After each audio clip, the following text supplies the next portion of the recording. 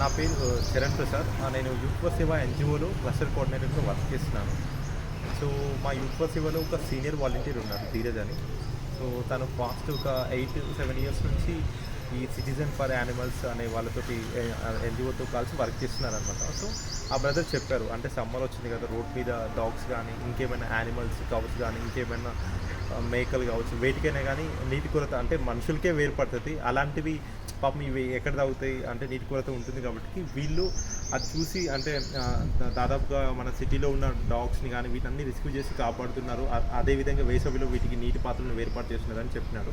So అది తెలుసుకొని మేము వీళ్ళ దగ్గరకు వచ్చి విజిట్ చేయడం జరిగిందనమాట. సో ఆ విజిటింగ్లో నాకు అనిపించిందంటే వీళ్ళు అద్భుతమైన కార్యక్రమాలు చేస్తున్నారు. సో దాదాపుగా సేవ అనేది అంటే మనుషులకి చేసేది ఒకటే కాదు, జంతువులకు కూడా సేవ చేయాలి అనేది వీళ్ళ నుంచి నేర్చుకున్నాము.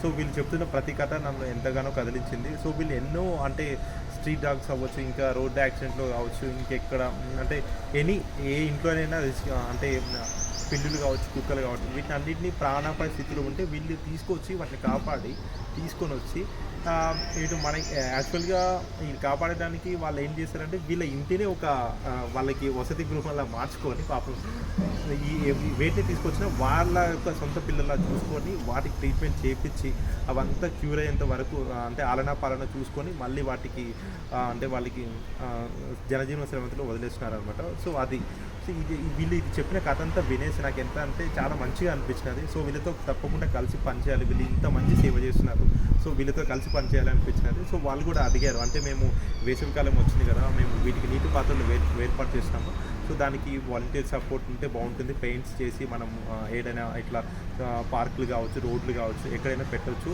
మీరేమైనా హెల్ప్ చేస్తారంటే తప్పకుండా అని కొలాబరేషన్తో ఈ సాటర్డే రోజు ఈరోజు మేము మా వాలంటీర్స్ దాదాపుగా ఒక 55 నుంచి 60 మంది వాలంటీర్స్ వచ్చారండి.